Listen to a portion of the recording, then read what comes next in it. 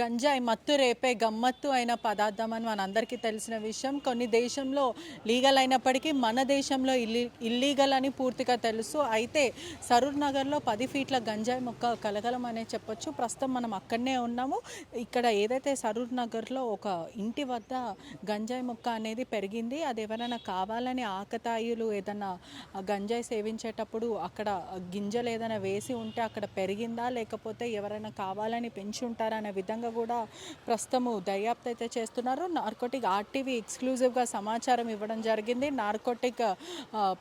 ఒకవైపు narcotic bureau వాళ్ళకే కానీ లేదంటే ఎక్సైజ్ డిపార్ట్మెంట్కి సమాచారం ఇవ్వడం జరిగింది. ఆర్టీవీతో పాటు ఎక్సైజ్ డిపార్ట్మెంట్ నార్కోటిక్ వాళ్ళు ఆ మొక్కని కూడా పూర్తిగా తొలగించడం జరిగింది. మనం విజువల్స్లో కూడా చూడొచ్చు. ఇటీవల కాలంలో తెలంగాణ రాష్ట్ర ప్రభుత్వం కూడా చాలా సీరియస్గా ఉంది. ఏదైతే గంజాయి మొక్కను పెంచడం కానీ నిషేధించడం, గంజాయి సేవించడం కానీ ఇవన్నీ కూడా కఠినమైన చర్యలు తీసుకుంటామని క్లియర్గా చెప్పారు. కొంతమంది ఇంట్లో పెంచుకోవడం కూడా జరుగుతుంది.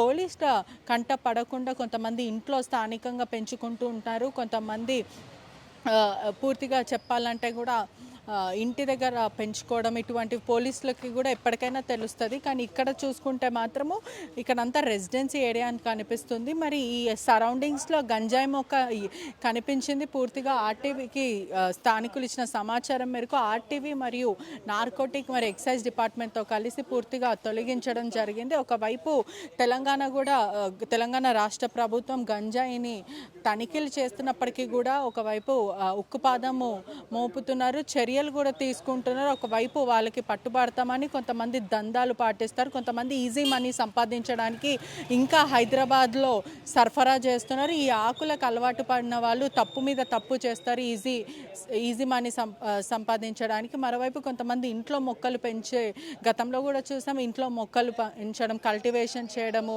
డబ్బులు సంపాదించడం అని చాలామంది ఉంటారు. కానీ ఇక్కడ సరూర్ నగర్ 10 ఫీట్లు సుమారుగా గాంజా చెట్టు 10 ఫీట్లు ఉంది. ఎవరైనా పెంచే ప్రయత్నం చేస్తారా, లేకపోతే ప్రధానంగా ఎవరైనా కల్టివేషన్ చేద్దాం అనుకున్నారా, లేదంటే ఎవరైనా తాగేటప్పుడు కన్జ్యూమ్ చేసేటప్పుడు ఆ ఇత్తులు పొరపాటున అక్కడ వేయడం వల్ల అది పెరిగిందనే విధంగా అయితే కాకీలు దర్యాప్తు చేస్తున్నారని తెలుస్తుంది.